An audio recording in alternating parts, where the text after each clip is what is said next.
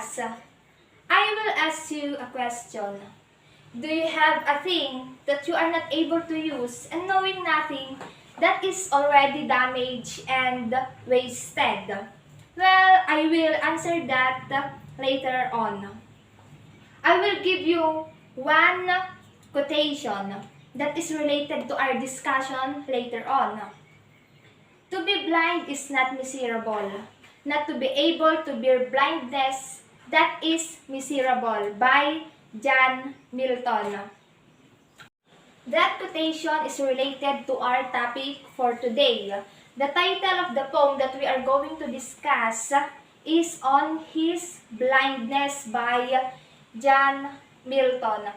But before we go further with our discussion, we will unlock first the difficult words that we will found in the poem. These are the words that we will going to give the meaning.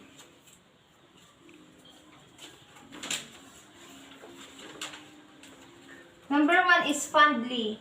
We say fondly in a loving way. Next is murmur. If we say murmur, a low sound made when many people are speaking. Next is yoke. A wooden cross piece that is fastened over the neck of two work animals. And next is bidding. We say bidding to offer or to do work for a particular price. We are done unlocking the difficult words that we found in the poem. Now, I will read the poem entitled On His Blindness by John Milton. When I consider how my life is spent, ere half my days in this dark world and wide, and that one talent which is death, to hide lodge with me useless. Though my soul more bent, to serve therewith my Maker and present, my true account, less he returning chide, that God exact day labor, light denied.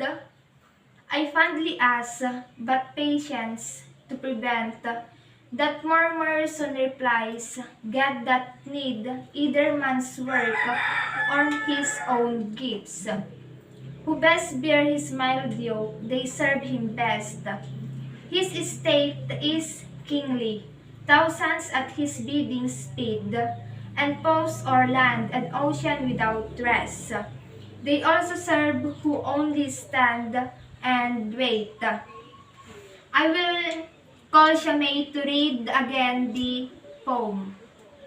What do you understand about the poem? Yes? Okay, very good. And who wants to give their or your own reflection or experience that is related to the poem that we will going to discuss later on? Yes, Joylyn? Yes, that is correct. Thank you.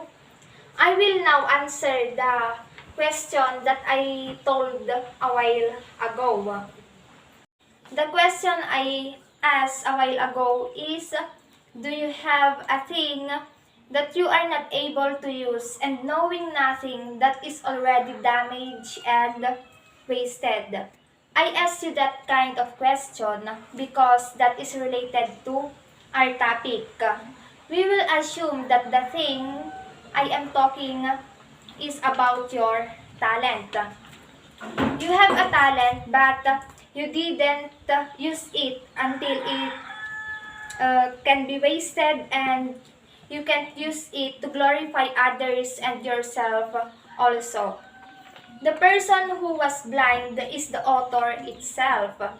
He was being blind, but he did not stop on his talent, but he exerts an effort to use it so that he will glorify God. The lesson to the poem is, continue to use your talent even if you have a disability, struggles, and pain in life.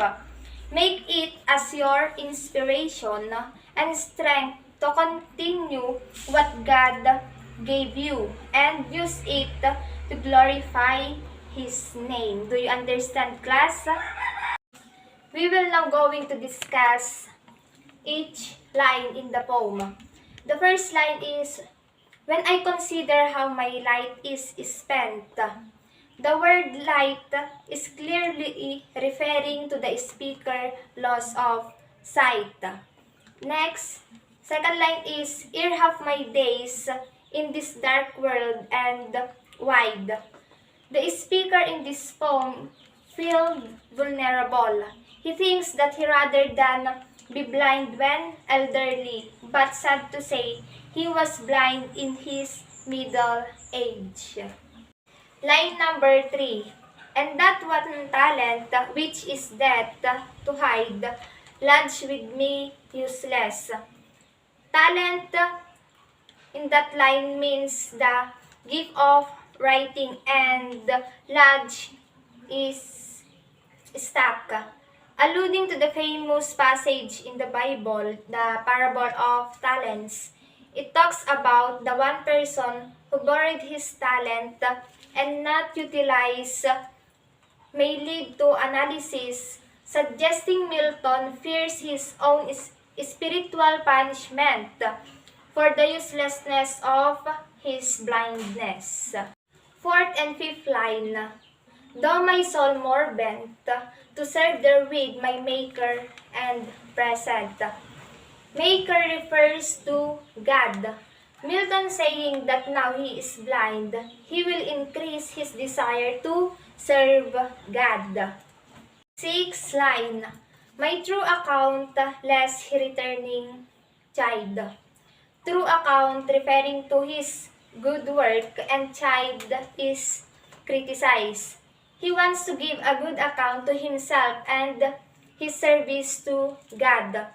Milton is worried that God will criticize him for not using his talent. Seventh line. That God exact labor light denied. Milton asks if God just wants to lesser the task, since his blindness denies him from using his talents. Eighth line. I fondly ask, but patience to prevent. It is the answer of the question of Milton that he must have a patience. Line number 9 and 10. That murmur soon replies, God that need either man's works or his own gifts. Murmur is referring to compliant. God is sufficient unto himself. He didn't need others to exist and to be happy. Line 11. Who best bear his mild yoke, they serve him best. Yoke is a biblical word for God's will. The people who are respectful to God are the one who will serve God best, and those who will endure their calamity without complaining. Line number 12, 13, and 14. His estate is kingly. Thousands at his bidding speed, and posts o'er land and ocean without rest. They also serve who only stand and wait. These lines means that all the people are servants of God. There is a way on how to serve God, and patience is telling the poet that even his waiting caused by his blindness is one kind of service to God. You need to give your own experience that is related to the poem that we have discussed. And your next task, you need to draw anything that will illustrate the poem on his blindness. For your assignment, interview your close friend.